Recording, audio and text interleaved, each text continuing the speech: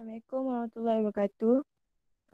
Hari ini saya akan bentangkan unit 8.3, mikroorganisma dan virus. Mikroorganisma ialah organisma seni yang tidak dapat dilihat dengan mata kasar. Kebanyakan mikroorganisma ialah unisel.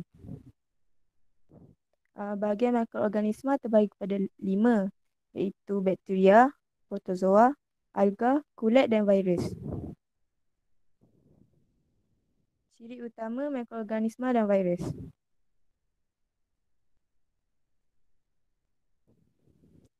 Ciri utama bakteria.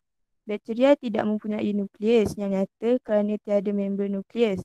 Bahan genetiknya merupakan berbenang kromosom DNA di dalam setiap cytoplasma. Kawasan ini dikenali sebagai nukleat.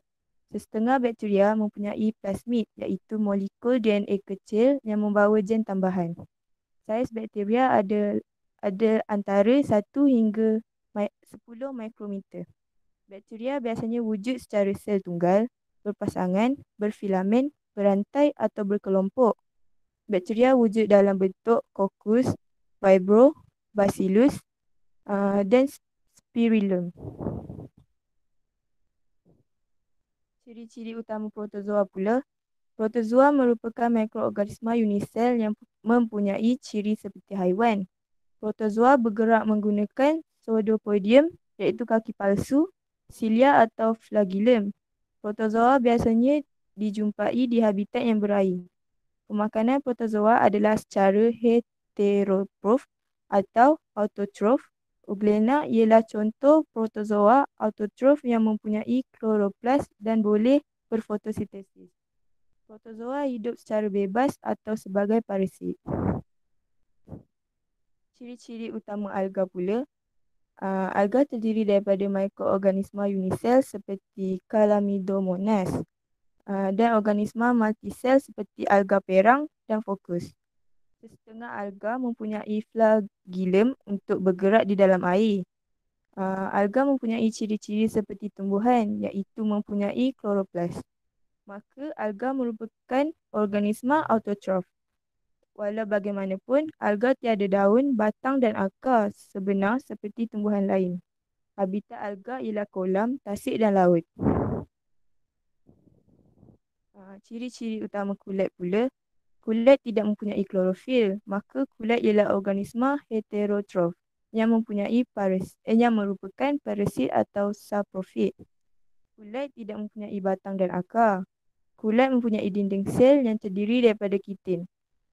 Badan kulit wujud sebagai miselium yang terdiri daripada berbenang halus yang disebut hifa. Kulit terdiri daripada mikroorganisma unisel, yeast atau mikroorganisma multisel muka. Kulit dijumpai di kawasan gelap atau lembap serta di atas organisma yang reput atau mati. Ciri-ciri untuk virus. Virus tidak dimasukkan ke dalam mana-mana alam kerana virus bukan organisma bersel. Virus tidak menjalankan sebarang proses hidup jika berada di luar sel perumah. Virus hanya membiak di dalam sel hidup dengan menyuntik bahan genetik ke dalam sel perumah. Virus terdiri daripada asid nukleik, DNA ataupun RNA dan kapsid yang terdiri daripada protein.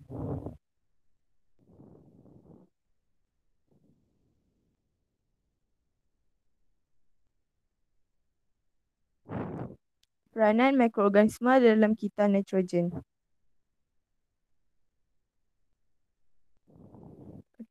Peranan mikroorganisma dalam kitar nitrogen. Tumbuhan memerlukan unsur nitrogen dalam bentuk ion amonium atau ion nitrite yang larut di dalam tanah untuk mensintesiskan protein di dalam tisu tumbuhan.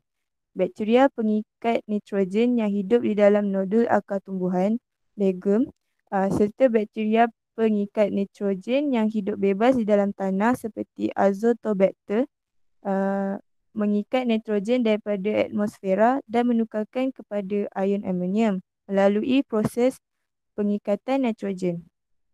Kilat semasa ribut peti mengoksidakan nitrogen kepada nitrogen oksida yang kemudiannya larut ke dalam air hujan membentuk asid nitrus dan asid nitrik. Kedua-duanya akan membentuk garam nitrat di dalam tanah. Apabila tumbuhan dan haiwan mati, perebutan dijalankan oleh mikroorganisma pengurai seperti bakteria dan kulit. Kulit saprofit.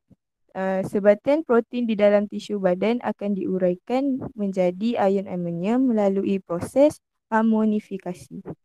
Ion amonium ditukarkan kepada ion nitrat melalui proses nitrifikasi oleh bakteria nitrifikasi iaitu nitrosomonas. Ion nitrit ditukarkan kepada ion nitrat oleh bakteria nitrifikasi iaitu nitrobacter. Nitrat diserap oleh akar tumbuhan dan digunakan untuk sintesis protein. Tumbuhan tersebut kemudiannya dimakan oleh haiwan dan sebatan nitrogen dipindahkan ke dalam tisu haiwan. Bakteria pendenitritan menukarkan nitrat di dalam tanah menjadi gas nitrogen melalui proses pendenitritan. Peranan mikroorganisma pula. Mikroorganisma sebagai pengeluar. Mikroorganisma seperti fitoplankton biasanya dijumpai terapung di permukaan air laut, kolam atau tasik. Sebagai contohnya alga hijau, alga biru hijau, dinoflagellat dan diatom. Fitoplankton dapat menjalankan fotosintesis kerana mempunyai kloroplas. Fitoplasma adalah penting sebagai pengeluar. Fitoplankton adalah penting sebagai pengeluar dalam rantai makanan di ekosistem akuatik. Mikroorganisma sebagai pengurai pula. Kulit saprofit dan bakteria saprofit merupakan mikroorganisma utama yang menjalankan penguraian bahan organik daripada perebutan organisma yang mati dalam ekosistem.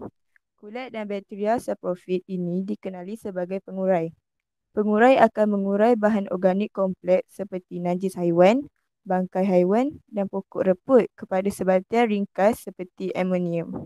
Penguraian merembeskan enzim pencernaan ke dalam substratum bahan organik dan kemudiannya menyerap hasil pencernaan tersebut.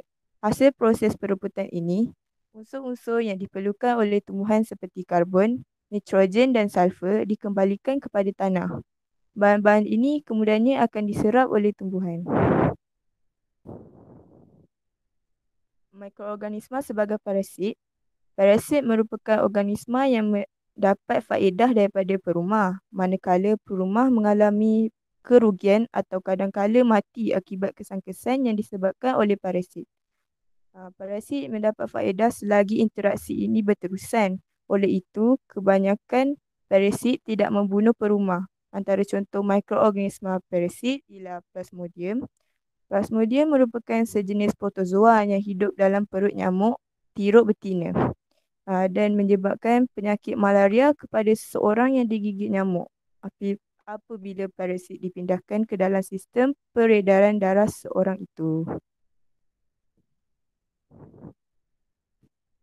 Mikroorganisma sebagai sembayan. Sembayan ialah organisma yang mempunyai hubungan yang sangat rapat dengan organisma yang lain yang disebut perumah. Terdapat dua jenis sembayan iaitu ektosembayan dan endosembayan. Ektosembayan hidup di luar sel perumah. Contoh-contohnya ialah kulat yang hidup di sekeliling akar tumbuhan iaitu ektomycorrhiza. Endosembayan pula hidup di dalam sel perumah. Contohnya protozoa Trichonipa yang hidup di saluran alimentari anak-anak. Definisi patogen dan vektor. Patogen. Patogen ialah organisma yang menyebabkan penyakit. Contohnya virus, bakteria, protozoa dan kulit.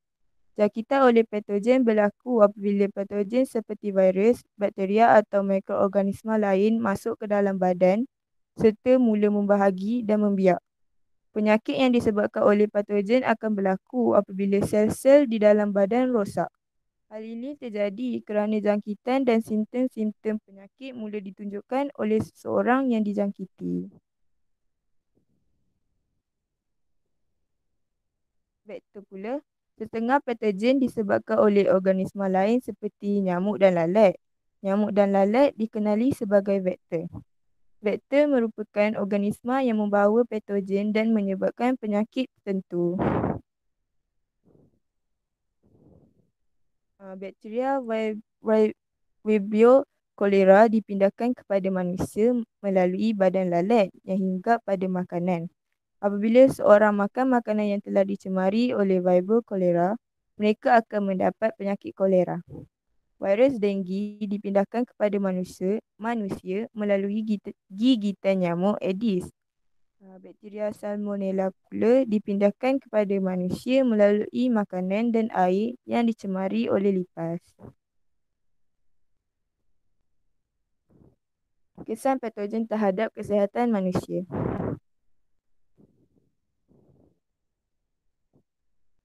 Patogen bertindak balas terhadap sistem keimunan badan dalam pelbagai cara. Virus atau bakteria akan menyebabkan kita sakit dengan cara membunuh sel badan atau merencatkan fungsi sel badan. Ada patogen yang merembeskan toksin yang dapat menyebabkan kelumpuhan atau merosakkan aktiviti metabolisme badan.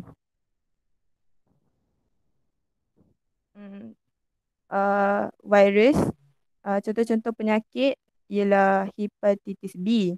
Simptom-simptom penyakitnya ialah radang, abdomen membengkak, kulit dan warna lapisan kelera mata menjadi kuning dan boleh menyebabkan kematian. Bakteria pula, contoh penyakit dia tuberkulosis atau TB. Simptom-simptom penyakit hilang berat badan, batuk berdarah dan sesak nafas. Protozoa, contoh penyakit dia dysentery.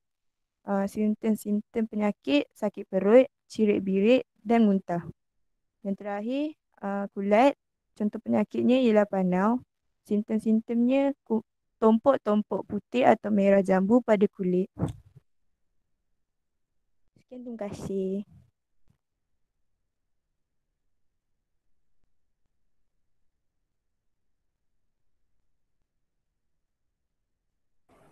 Okay, terima kasih. Siapa ada soalan? Kalau tak ada, next kita teruskan 9.1 kan? 8.3 habis. Ya, cikgu. Okay. 8.3 habis. Okay, sebelum tu kamu tolong tengok buku teks kamu muka surat 163. Nampak tak? Dah tengok dah? Okay, aktiviti 8.6. Tujuan mereka bentuk alat perangkap atau penghalau vektor yang mesra alam. Prosedur jalankan aktiviti ini secara berkumpulan untuk mengkaji penyataan berikut. Bangunan lama terbiar telah menjadi tempat pembiakan tikus. Okey, reka bentuk satu alat perangkap atau penghalau tikus yang mesra alam. Uji prototipe atau model yang dibina. Lakukan penambahbaikan jika terdapat kekurangan. Bentang prototipe atau modul tersebut di dalam kelas. Sediakan satu laporan lengkap. Nak buat individu ataupun nak buat dalam kumpulan? Pilih.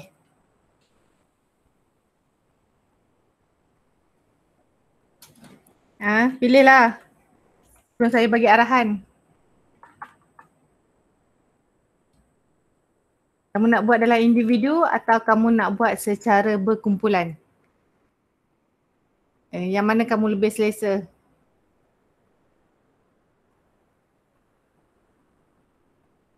Tak ada orang nak jawab?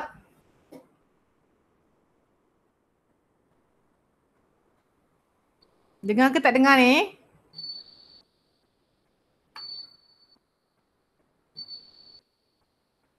Dengar ke apa yang saya cakap? Dengar cikgu.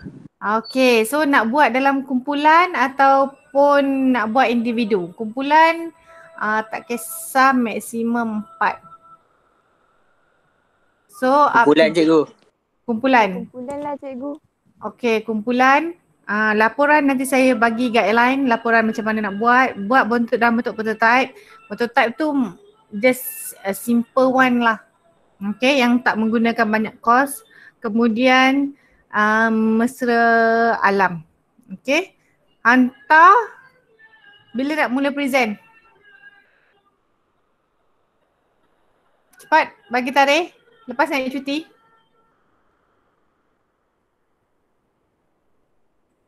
Cepat. Bila nak present?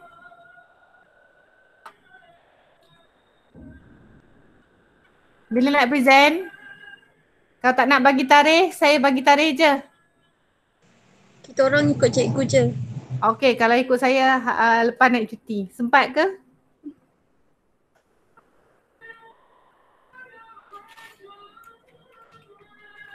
Sempat ke nak buat? Macam saya bercakap seorang pula. InsyaAllah. InsyaAllah, okey. Ataupun naik cuti bila? Berapa bulan?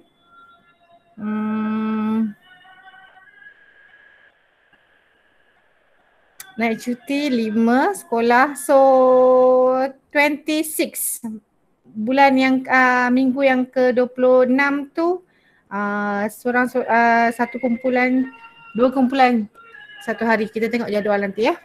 26 and above. Okey, boleh? Boleh, Gu. Okey, baik. Itu projek untuk projek PBL. Okey, next kita teruskan dengan tajuk 9.1. Silakan.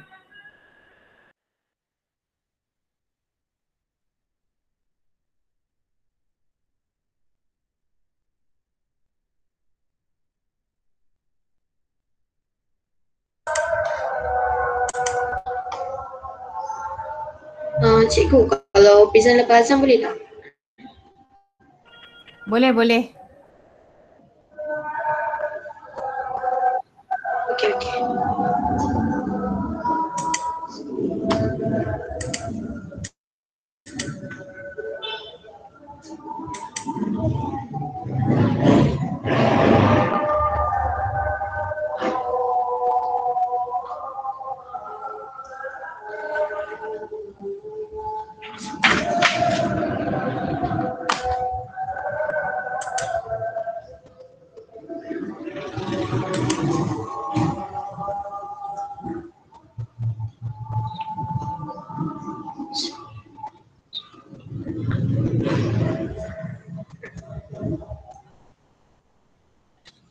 Mula.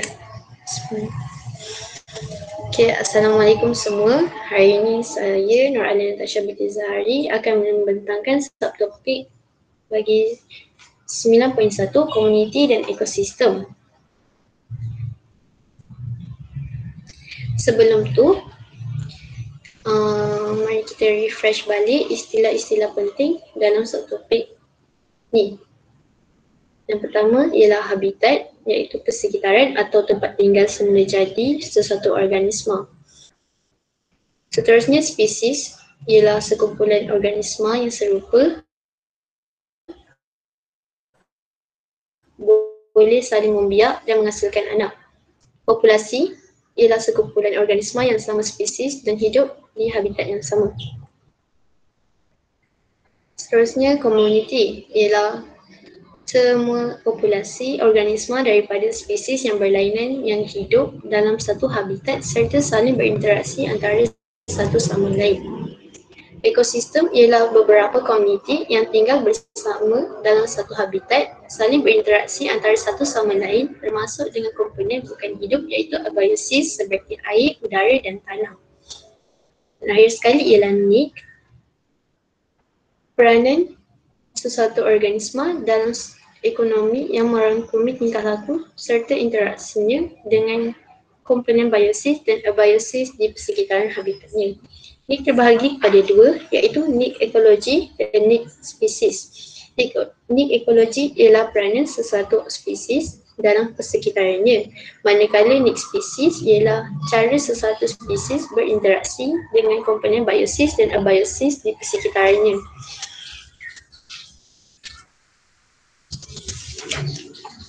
Komponen biosis dan abiosis dalam ekosistem.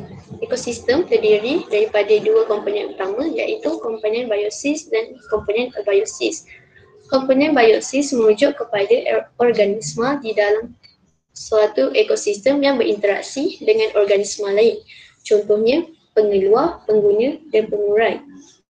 Manakala komponen abiosis merujuk kepada elemen bukan hidup yang merangkumi ciri fizikal dan kimia yang merangkumi organisma yang terdapat di dalam ekosistem. Antara contohnya, nilai pH, suhu, keamatan cahaya, topografi, iklim mikro dan kelembapan udara. Komponen abiosis. Nilai pH. Nilai pH tanah sangat mempengaruhi taburan organisma di dalam suatu habitat. Kebanyakan organisma sesuai hidup dalam keadaan pH jeniskan aktiviti organisma yang mendiaminya dan dapat mengurangkan kesuburan tanah. Seterusnya, suhu. Suhu persekitaran mempengaruhi aktiviti fisiologi tumbuhan dan haiwan. Perubahan suhu yang kecil akan menurunkan kadar metabolisme kerana semua enzim yang memangkin tidak balas fisiologi sangat sensitif terhadap perubahan suhu. Walaupun kebanyakan organisma dapat hidup dalam julat suhu antara 20 darjah Celsius hingga 40 darjah Celsius, namun terdapat juga organisma yang dapat hidup dalam suhu yang ekstrim. Seterusnya, keamatan cahaya. Keamatan cahaya dan tempoh masa cahaya matahari memancar di sesebuah kawasan sangat mempengaruhi taburan organisma, terutamanya tumbuh-tumbuhan yang menjalankan fotosintesis. Pokok tinggi yang terdedah dengan keamatan cahaya yang tinggi di kawasan hutan hujan tropika membentuk kanopi yang rendah keamatan cahaya di bawahnya. Hutan konifer yang beriklim sederhana dengan keamatan cahaya yang rendah mempunyai kepadatan tumbuhan yang kurang. Iklim mikro. Iklim mikro merujuk kepada keadaan iklim bagi sekitarnya. Berlaku di bawah batu atau di bawah rimbunan pohon besar dalam kanopi hujan. Hutan. Keatmosfera, sejatan air serta keupayaan. Kelembapan udara. Kelembapan udara iaitu kuantiti wap air dalam udara mempengaruhi taburan organisma di dalam suatu habitat.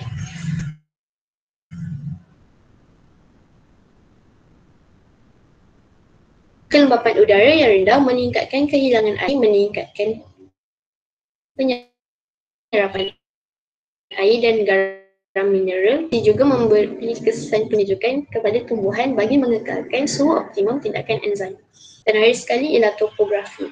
Topografi ialah ciri fizikal muka bumi yang merangkumi altitud, kecerunan dan aspek.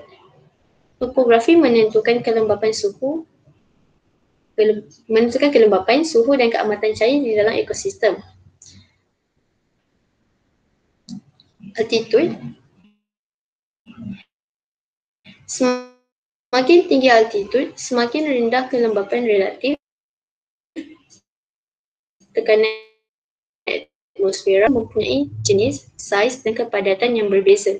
Selain itu, kecerunan, lereng bukit yang curam lebih mudah terhakis akibat pergerakan air deras. Kawasan ini kurang ditumbuhi pokok kecuali tumbuhan gunung yang rendah. Lereng bukit yang menghadap ke laut lebih padat dengan tumbuhan berbanding lereng bukit yang menghadap ke daratan.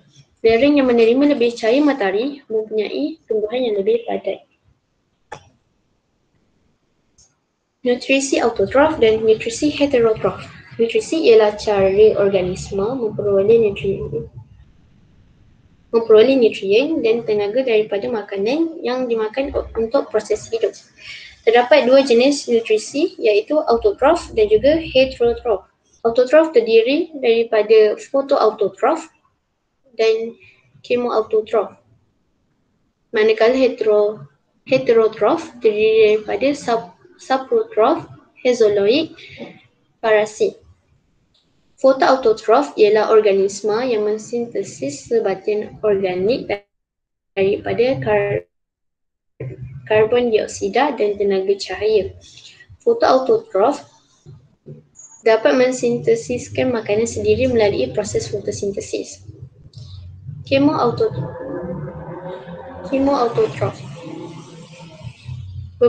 ialah beberapa jenis bakteria yang mensintesis sebahan organik tanpa menggunakan cahaya. Chemoautotrof memperoleh tenaga melalui pengoksidaan bahan tak organik melalui chemosintesis. Manakala saprotrof ialah organisma saprofit yang memperoleh nutrien daripada bahan organik yang mati dan mereput. Pencernaan dilakukan di luar badan organisma sebelum nutrien diserap ke dalam badan. Manakala holozoid ialah organisma yang memakan bahan organik pepejal yang kemudian mencernakannya dan diserap ke dalam badan. Manusia dan hampir semua jenis haiwan ialah holozoid. Dan ada sekali parasit.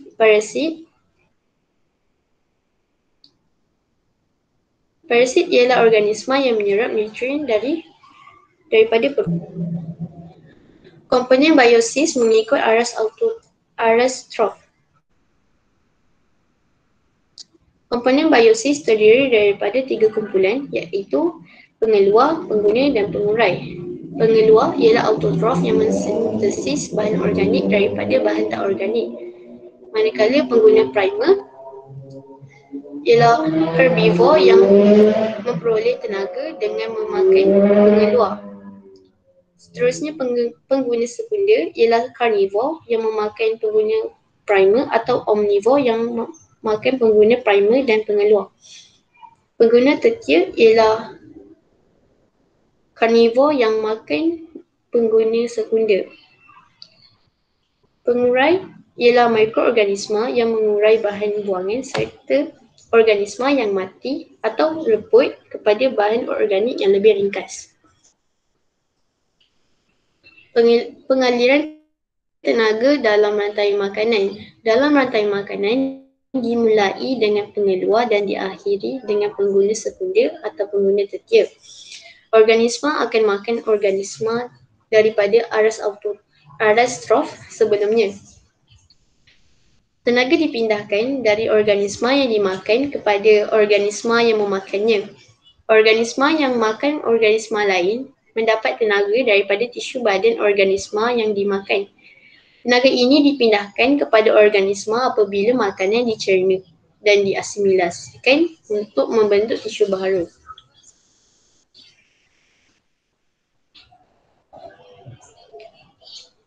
Satu siratan makanan menggambarkan hubungan pemakanan dalam sesebuah komuniti. Terbentuk daripada beberapa rantai makanan, organisma dalam semua rantai makanan saling bersandaran antara satu sama lain dalam aspek pemakanan. Dimulakan oleh pengeluar yang berfotosintesis dan menukarkan tenaga cahaya daripada matahari kepada tenaga kimia dalam bentuk makanan yang disimpan di dalam organ akar buah satu rantai makanan. Kalau boleh tengok kat sini, pokok kelapa sawit, bijinya tu, buahnya tu dimakan oleh tikus yang merupakan pengguna primer. Seterusnya tikus dimakan oleh ular iaitu pengguna sekunder.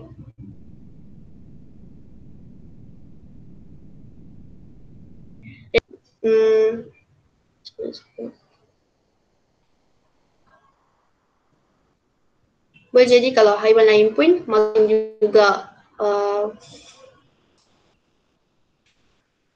dari pengeluar yang sama. Contohnya seperti ulat beluncas. Ulat beluncas ni ialah pengguna primer yang akan dimakan oleh pengguna sekunder iaitu burung pipit. Burung pipit boleh jadi dimakan oleh helang ataupun dimakan oleh ular. Seterusnya,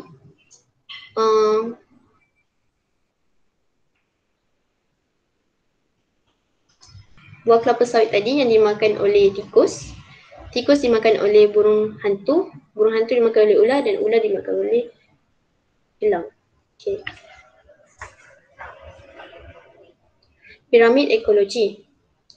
Rantai makanan dan siratan makanan menggambarkan hubungan pemakanan antara organisma. Apabila satu organisma makan organisma lain, berlaku pemindahan tenaga. Dalam suatu interaksi pemakanan, apabila aras trof meningkat, bilangan individu, biojisim dan jumlah tenaga yang terkandung dalam setiap individu bagi setiap aras trof akan berubah. Kesemua faktor tersebut boleh digambarkan dalam bentuk piramid ekologi yang terdiri daripada piramid bilangan, piramid biojisim dan piramid tenaga. Piramid bilangan ialah rajah yang menunjukkan bilangan organisma pada setiap aras trof dalam satu rantai makanan. Bahagian yang paling bawah mempunyai bilangan yang paling besar dan merupakan aras trof pertama yang mewakili bilangan pengeluar. Bahagian piramid seterusnya merupakan aras trof kedua dan ketiga dan keempat yang diwakili oleh pengguna primer, sekunder dan tertier. Semakin tinggi ke bahagian atas piramid, semakin kurang bilangan organisma dalam setiap aras dan semakin besar saiz organisma. Seterusnya, piramid biojisim. Piramid biojisim ialah rajah yang menunjukkan jumlah biojisim per unit kawasan semua organisma dalam setiap aras trof. Biojisim diukur dengan menggunakan jisim kering. Piramid ini menggambarkan biojisim yang boleh dibekalkan kepada organisma dalam aras trof berikutnya. Semakin tinggi ke bahagian atas piramid, semakin kurang jumlah biojisim per unit kawasan.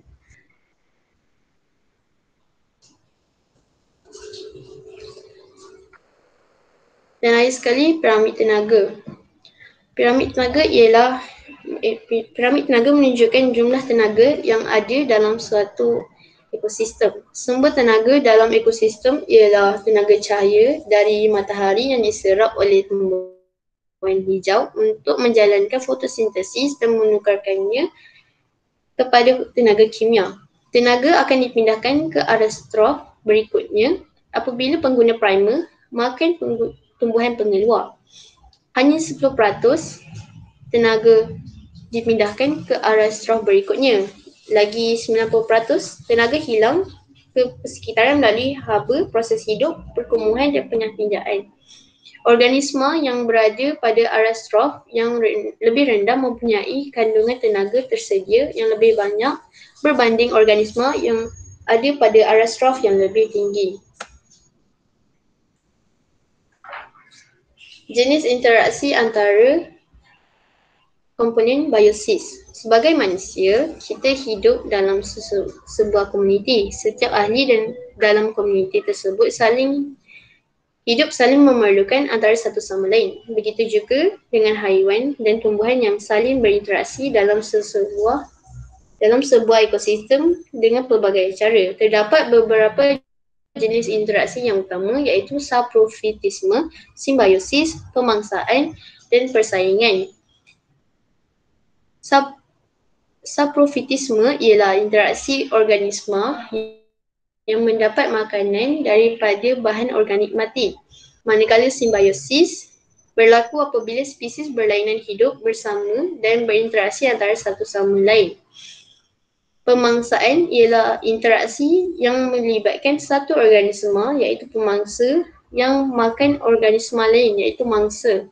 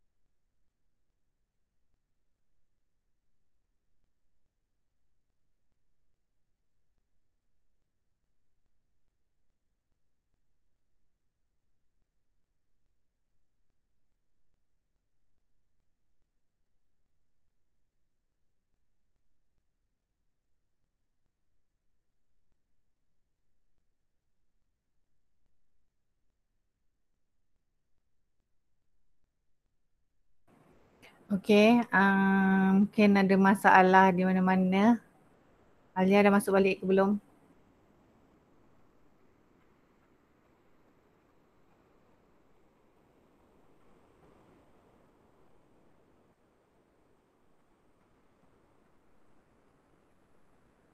Okey, 9.1 tadi kan? 9.2 mana? Kejap cikgu. 9.2. Kita masuk balik ke 9.1?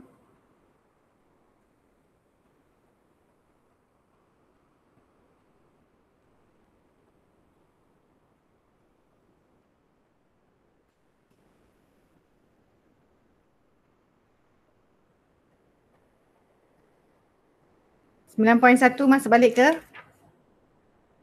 Kalau tak ada, kita teruskan dengan 9.2. Saya present lah cikgu. Ha? Saya present lah. Okey, 9.2. Nanti 9.1 sambung kemudian.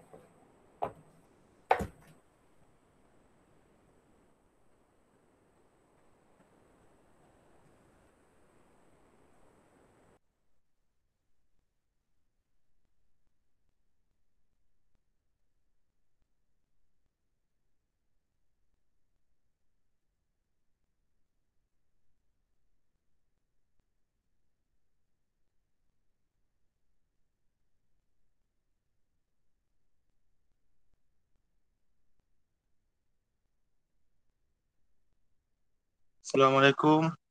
Dengar tak? Dengar? Dengar.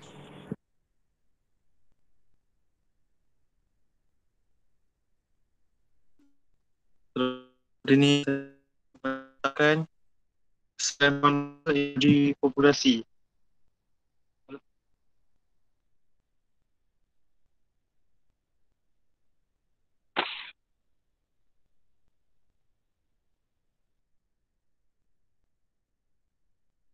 Apa itu ekologi populasi? Ekologi populasi merupakan cabang ekologi yang mengkaji interaksi sesuatu populasi dengan persekitarannya. Populasi pula ialah sekumpulan organisma yang sama spesies dan hidup di habitat yang sama. Taburan populasi menunjukkan cara organisma yang sama spesies tersebar di dalam sebuah habitat. Faktor yang mempengaruhi taburan populasi. Taburan populasi dipengaruhi oleh faktor yang terdiri daripada faktor abiosis seperti yang akan ditunjukkan di slide sebelah. Terdapat 5 faktor kesan kepada tumbuhan. Yang pertama, suhu. Suhu optimum bagi tumbuhan adalah antara 25 darjah Celsius hingga 30 darjah Celsius. Suhu yang tinggi dapat menyebabkan enzim ternyah hasil. Proses biokimia dalam tumbuhan dan akan terganggu dan merencat pertumbuhan tumbuhan. Meningkatkan kadar senjatan air secara transpirasi, menurunkan kadar fotosintesis. Suhu yang rendah akan mengurangkan aktiviti enzim. Hal ini akan memperlahankan tindak balas biokimia. Air diperlukan untuk aktiviti enzim fotosintesis serta pengangkutan dan sokongan dalam pertumbuhan herba. Kawasan yang kering seperti gurun dan kawasan tundra seperti di kutub mempunyai taburan populasi serta kepadatan tumbuhan yang rendah. Cahaya. Cahaya sangat penting untuk proses fotosintesis.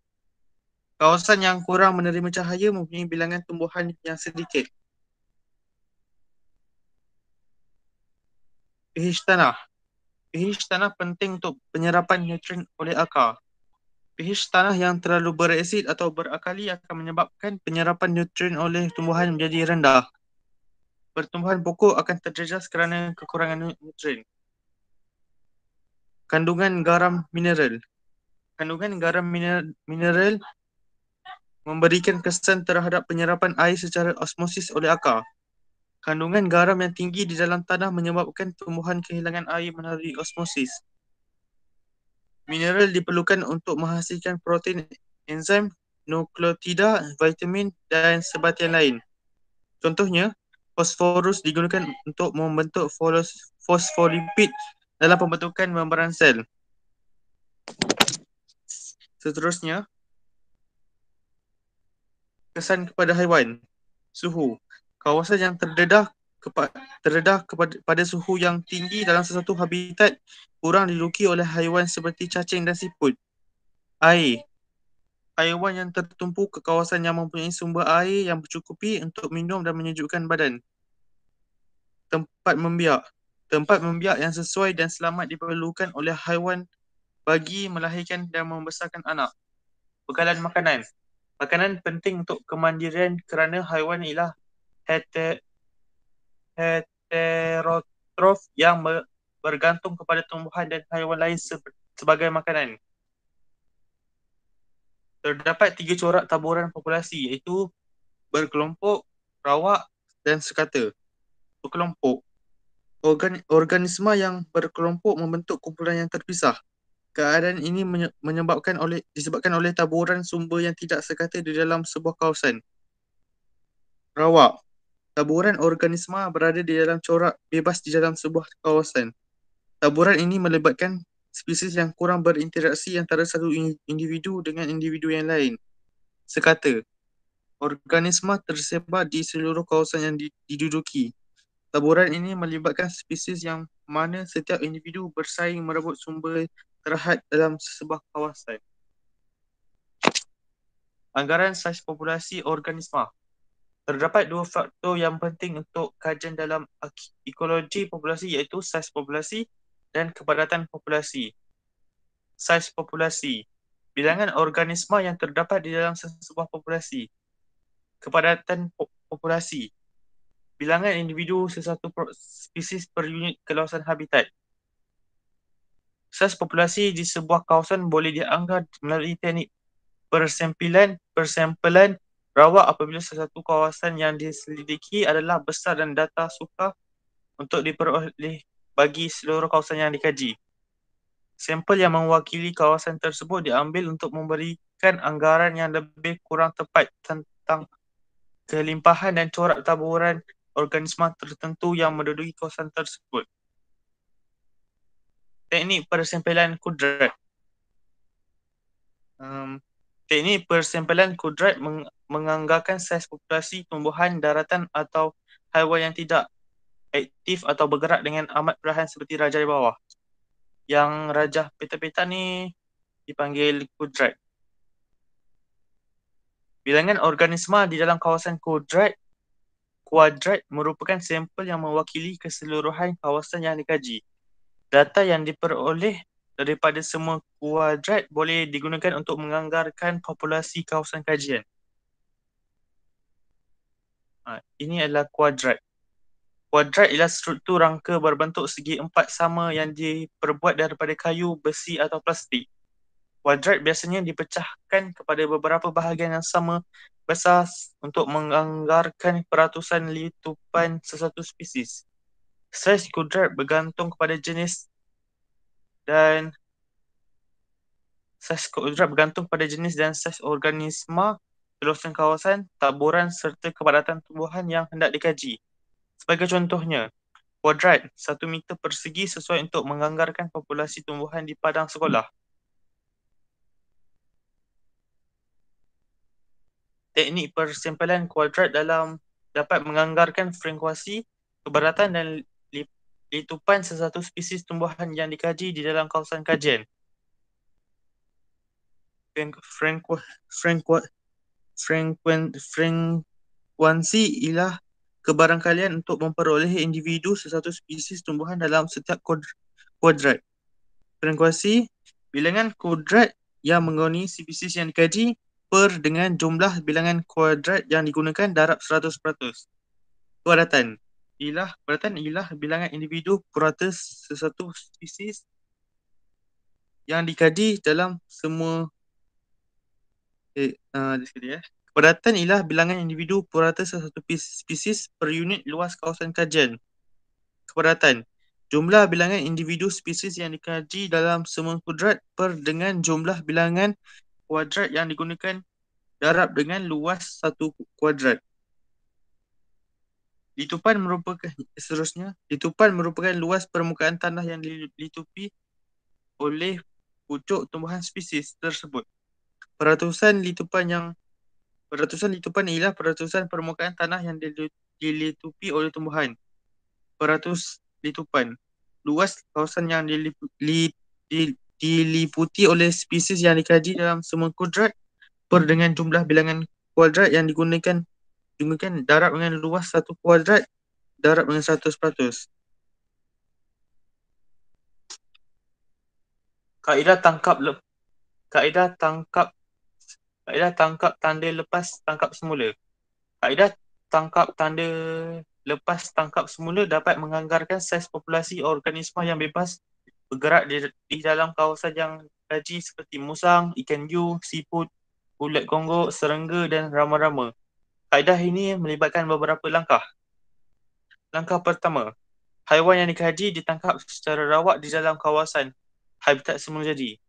Seterusnya, bilangan haiwan yang ditangkap akan dicatatkan. Seterusnya, setiap haiwan yang ditangkap ditanda contohnya dengan menggunakan torwana kuku cat atau dakwat. Seterusnya, haiwan yang telah ditanda dilepaskan semula ke kawasan kajian yang sama. Selepas satu jangka masa tertentu, tangkapan kedua dibuat secara di kawasan kajian yang sama. Jumlah semua haiwan dalam tangkapan kedua iaitu bilangan haiwan yang bertanda dan tidak bertanda dicatatkan. Sekian, terima kasih.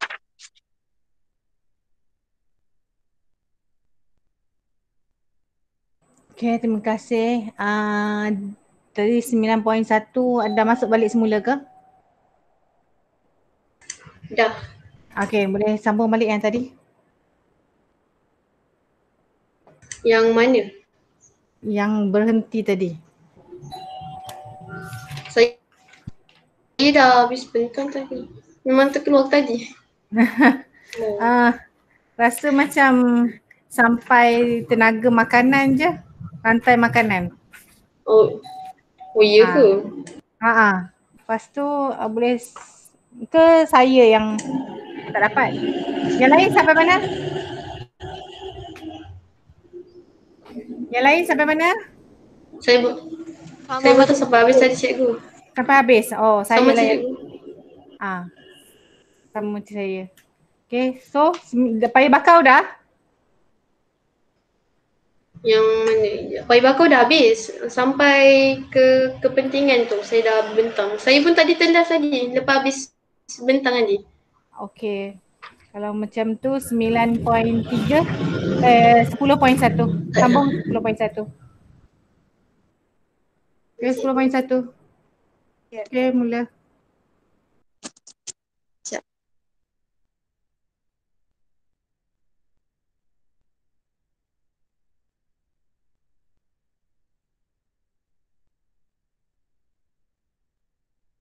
Nampak ke? Nampak.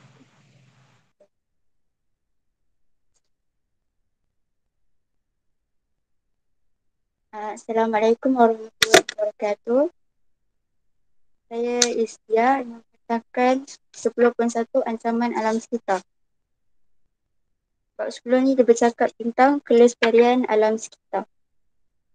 Definisi kelestarian alam sekitar. Keadaan alam sekitar kekal sama tanpa mengalami masalah kekurangan atau penurunan sumber semula jadi dan kualiti alam sekitar terjamin untuk satu tempoh masa panjang. Ancaman alam sekitar iaitu apa yang saya kemukakan adalah berpunca daripada aktiviti manusia terhadap ekosistem. Nombor 1, perubahan iklim dan pemanasan global. 2, penyahutanan dan kehilangan biodiversiti. 3, redakan pertumbuhan populasi manusia. 4, pencemaran. 5, eutrofifikasi.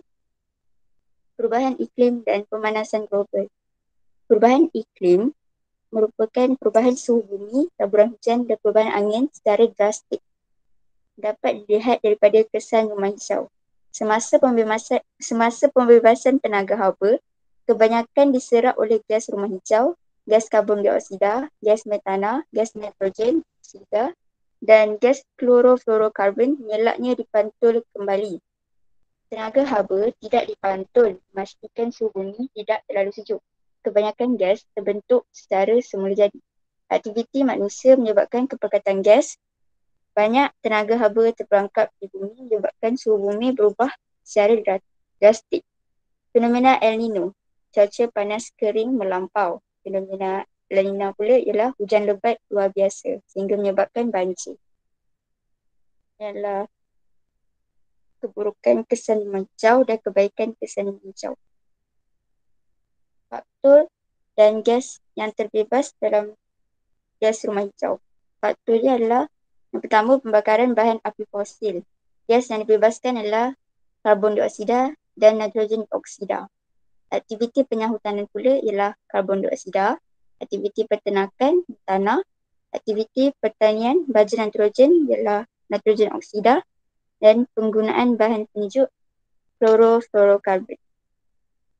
Penyahutanan dan kehilangan biodiversiti. Penyahutanan ialah penebangan pokok secara besar-besaran. Ianya menjadi penyebab utama kehilangan biodiversiti. Perubahan global disebabkan pencemaran menjadi penyumbang kehilangannya biodiversiti.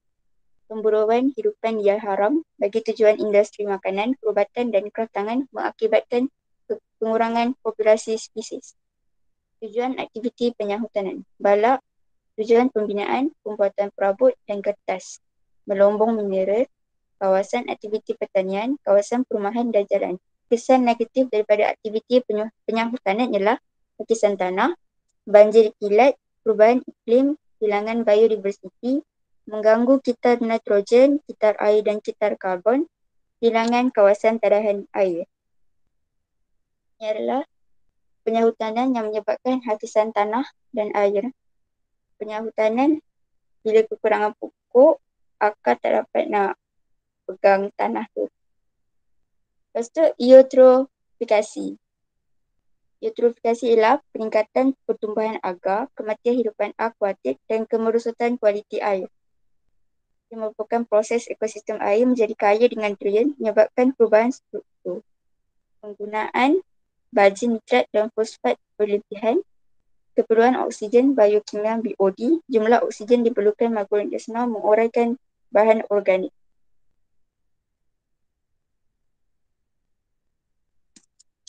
Ini adalah sisa nitrat dan fosfat dialirkan air hujan ke dalam tasik dan sungai. Peningkatan merangsang pertumbuhan alga menutup permukaan air. Ini adalah cara eutrofikasi itu berlaku. Eutrofikasi mengurangkan penembusan cahaya matahari. Kadar fotosintesis dan kandungan oksigen terlarut rendah. Semakin banyak alga dan organisma akuatik mati, semakin tinggi populasi bakteria pengurai. Bakteria mengurai tumbuhan dan haiwan akuatik dengan kehadiran oksigen menyebabkan penggunaan oksigen melampau meningkatkan tahap BOD. Adalah faktor-faktor yang menyebabkan eutrofikasi. Pencemaran. Ada 3 pencemaran yang berlaku, iaitu pencemaran udara, pencemaran terma dan pencemaran bunyi. Pencemaran udara meningkatkan bahan pencemar, gas, asap, debu, habuk sehingga menjejaskan kesihatan dan kehidupan. Gas dari egsos kenderaan bermotor.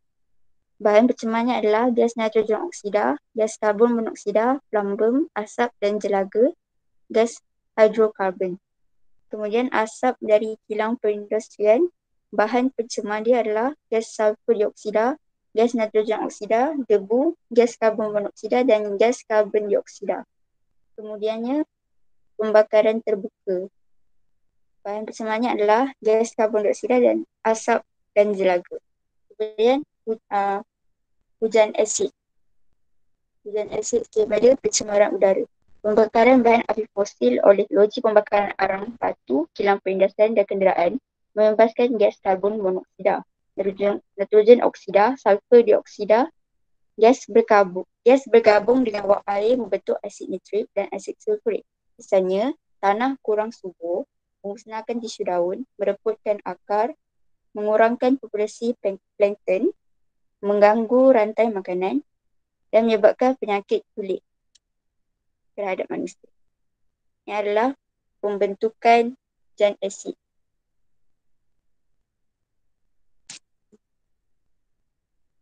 Kemudiannya pencemaran terma. Terma adalah suhu. Kemerosotan kualiti air sebab penyingkiran bahara berlebihan disebabkan proses mengubah suhu air. Air diguna menyejukkan generator dalam kilang dan stesen jana kuasa. Air panas disalurkan semula ke sungai. Suhu air meningkat, oksigen terlarut berkurang. Mengganggu proses biokimia, menyebabkan telur ikan meretas lebih awal atau gagal meretas. Menyebabkan setengah spesies mati serta merta. Suhu tinggi menggalakkan pertumbuhan alga, seterusnya meningkatkan tahap BOD. Pencemaran bunyi pula adalah bunyi mengganggu serta mendatangkan keburukan kesihatan. Bunyi kenderaan, aktiviti pembinaan, mesin pertanian dan industri bunyi muzik yang kuat. Pendedahan bunyi bising berterusan menyebabkan masalah kesihatan berkaitan tekanan darah tinggi, penyakit kardiovaskular, kemurungan dan sakit kepala. Ledakan pertumbuhan populasi pula ialah peningkatan jumlah manusia dalam kawasan tertentu.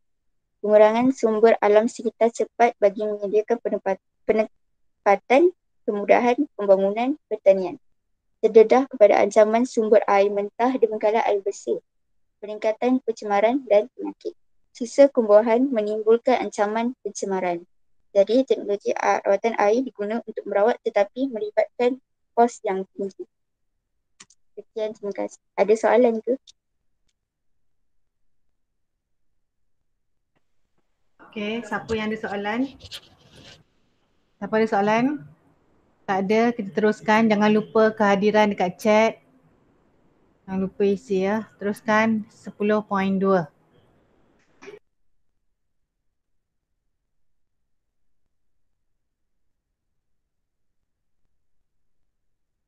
Nah, 10.2 boleh mula.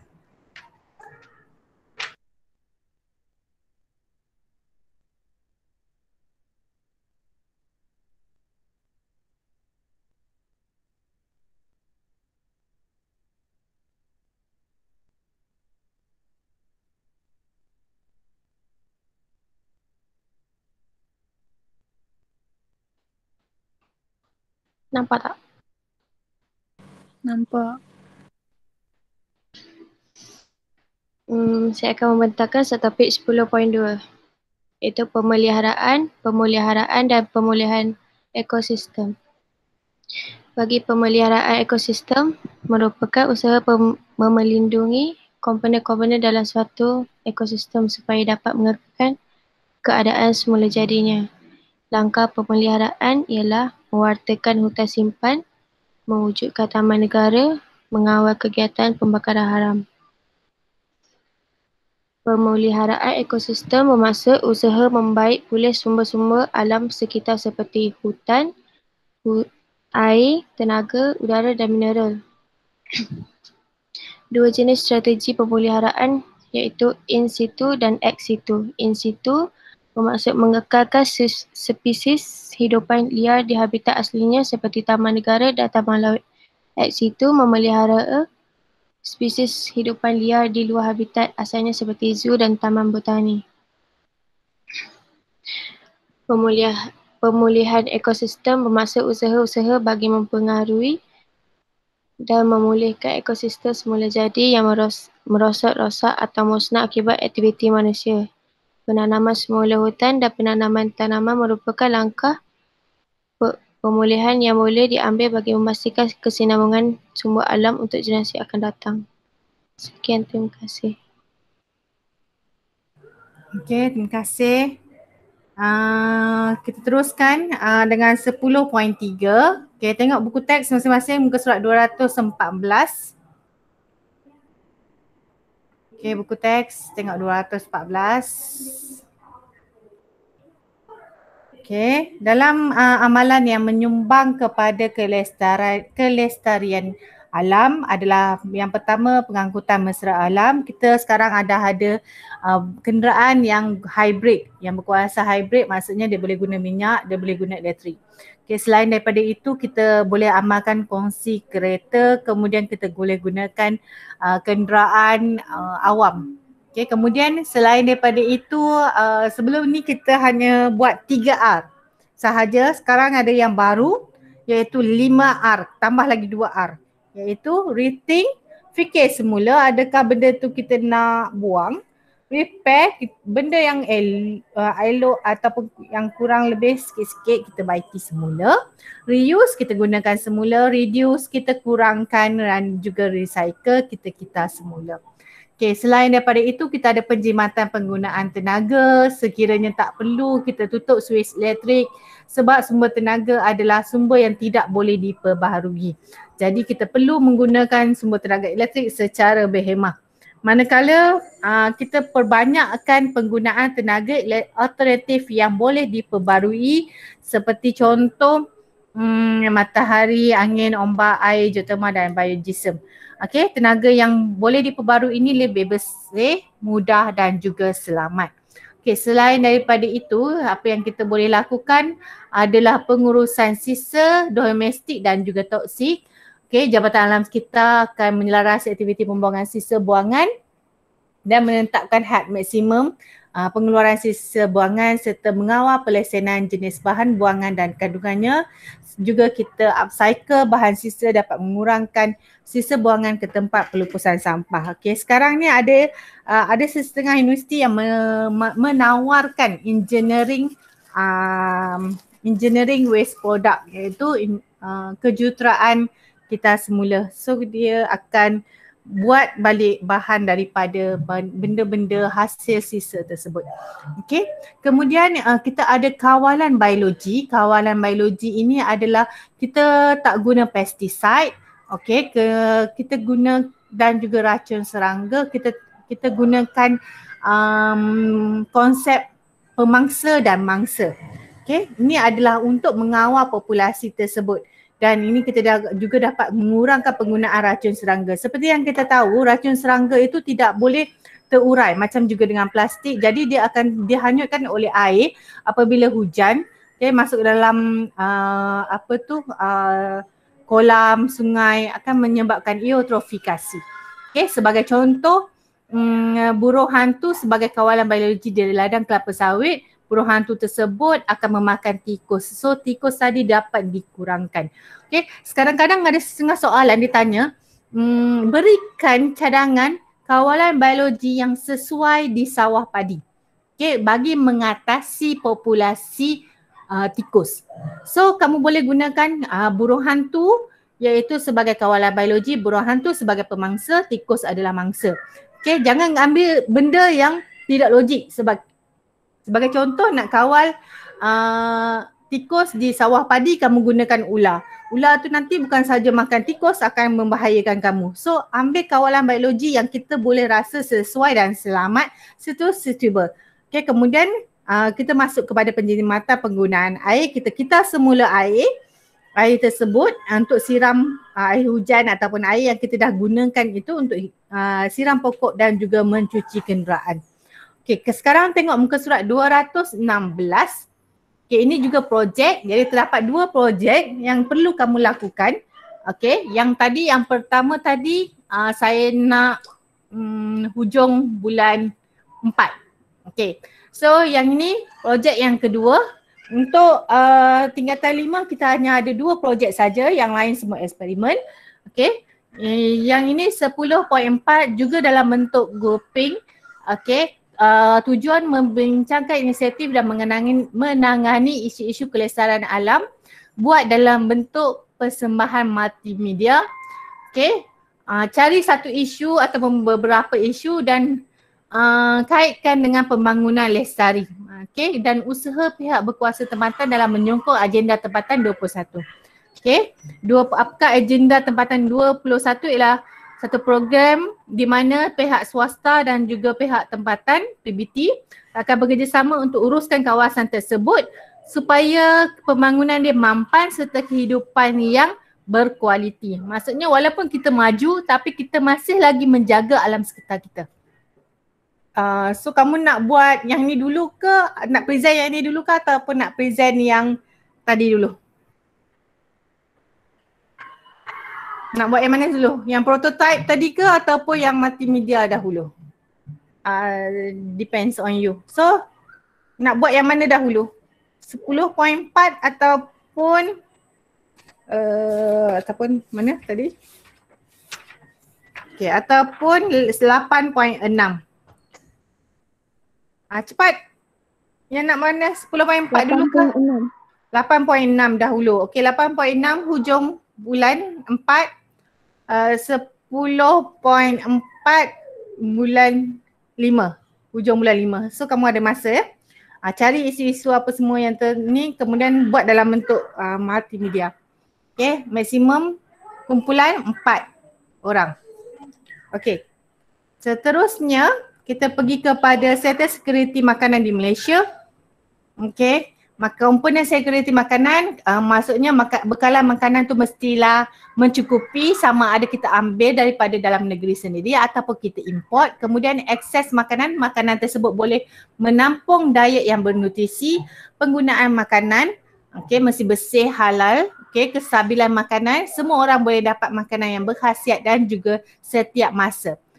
Dalam konsep ini halal adalah satu proses yang sektor security makanan yang sangat penting. Ini dapat menentukan sama ada ianya pembuatan makanan itu berkualiti, bersih, sihat dan selamat. Itu adalah proses halal. Kemudian kita masuk kepada teknologi hijau. 10.4, teknologi hijau merujuk kepada pembangunan dan aplikasi produk untuk meminimum atau mengurangkan kesan negatif daripada aktiviti manusia. Sebagai contoh, kalau kamu tengok kebanyakan bandar sekarang dia akan buat bandar hijau. Maksudnya ada satu kawasan tu dia tanam pokok-pokok ataupun ada setengah bangunan yang tanam pokok yang menjala kat situ, supaya tujuan dia adalah untuk mengurangkan pulau haba yang terjadi akibat daripada pemerangkapan cahaya dan juga haba yang akibat daripada penggunaan cermin dan bangunan tersebut. Teknologi hijau ini ditubuhkan oleh MOSTI untuk menyatakan bahawa produk, peralatan dan sistem dikategorikan sebagai teknologi hijau. Apakah itu teknologi hijau? Maksudnya dia meminimumkan kesan kepada alam sekitar, juga mempunyai pembebasan gas rumah hijau yang rendah atau SIFA. Gas rumah hijau tu maksudnya gas-gas yang memanaskan seperti contoh karbon dioksida ya. Gas rumah hijau dia akan menyebabkan kesan rumah hijau. Kesan rumah hijau tu adalah keadaan di mana kawasan tersebut menjadi panas. Disebabkan oleh pengumpulan haba daripada gas-gas tersebut. Rumah hijau lain ya. Rumah hijau tu maksudnya glass house yang ada biasanya pada negara yang 4 musim. Kalau negara yang 4 musim, kalau musim sejuk, dia tak dapat mengekalkan suhu ataupun cahaya matahari yang diterima pada kadar yang sesuai. Jadi dia buat glass house, so cahaya dan haba dapat dikontrol.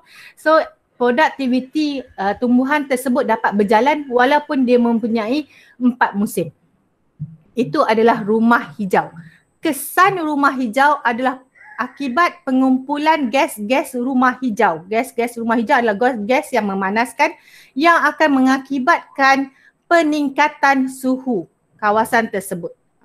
Itu adalah kesan rumah hijau.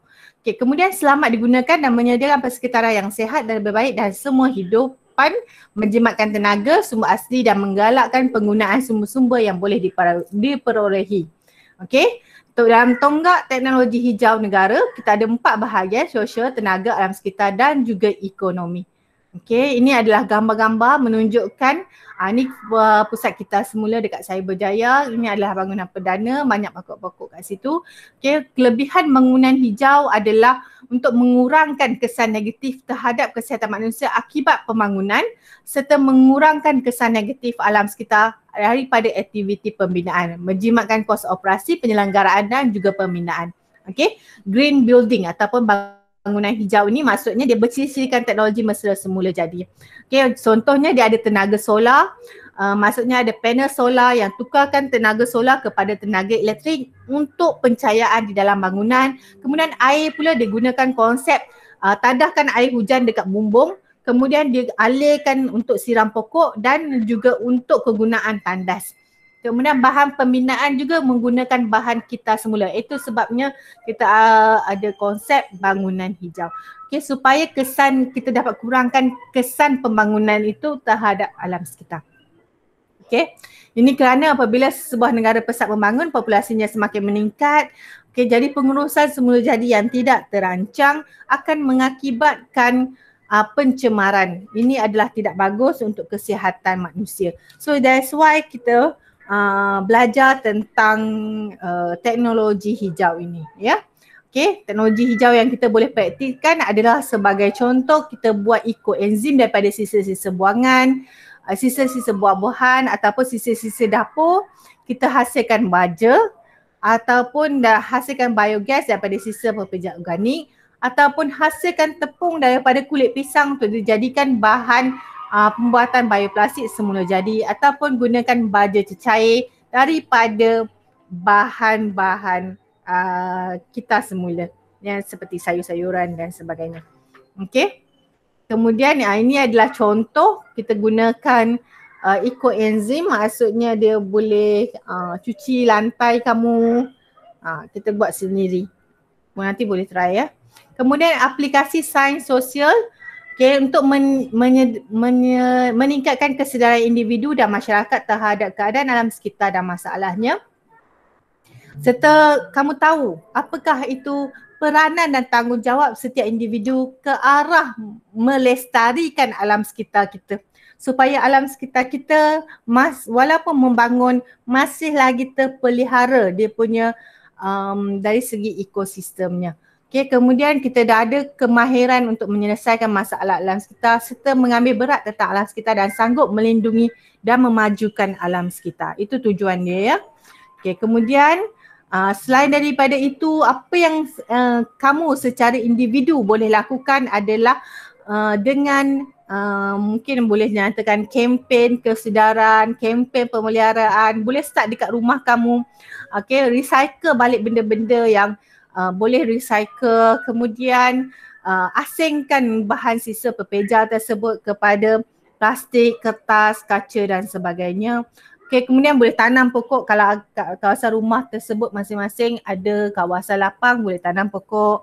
Okay, so small thing kita boleh usahakan, boleh menyumbang ke arah kelestarian alam sekitar yang boleh memantapkan lagi alam sekitar kita yang semakin lama semakin tercemar disebabkan oleh pembangunan. Okay, jelas? Jelas ke? Ke saya seorang saja yang cakap? Jelas. Okey, bagus. So, sebagai kerja rumah kita, ada 2 projek yang perlu diselesaikan. Satu projek diberi masa sebulan, satu lagi projek diberi masa 2 bulan selesaikan. Kalau boleh as soon as possible.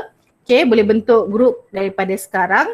Okay, kemudian yang kedua saya akan postkan dalam Telegram latihan kerja rumah untuk sepanjang seminggu ini. Okay, naik sahaja cuti kita akan bersemuka. Bila bersemuka saya akan teruskan kepada pewarisan bab 11. Okey, bab 11, 12 dan juga 13. Dah tak repeat lagi yang lama-lama ya. Okey, 11, 12 dan 13. Mungkin ada sedikit ujian untuk menentukan tahap setakat mana yang kamu dah bersedia ataupun tidak. Okey, selepas 11, 12 dan 13, lepas kita terus fokus kepada ulang kaji untuk peperiksaan SPM kamu pada hujung tahun. Okey, jelas? Ada masalah? Jangan lupa key in kehadiran dekat chat. Okay, kalau tak ada masalah itu sahaja. Minta maaf mengambil masa 24 minit terlebih. Sepatutnya 4 hingga 5. Okay, terima kasih kelas. Itu sahaja. Terima kasih. Terima kasih cikgu. Terima kasih cikgu. Assalamualaikum.